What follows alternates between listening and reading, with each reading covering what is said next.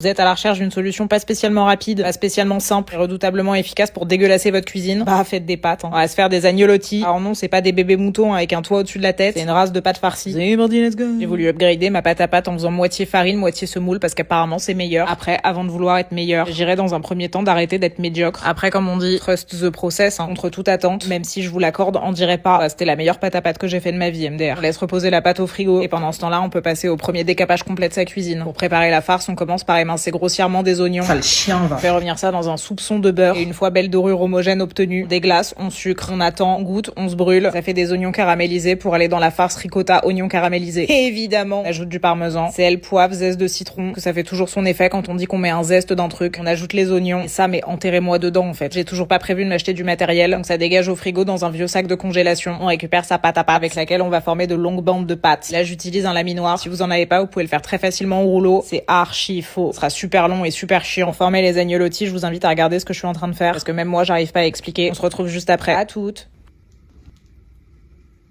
Vous me dites si vous voulez que je mette un peu de musique pour patienter.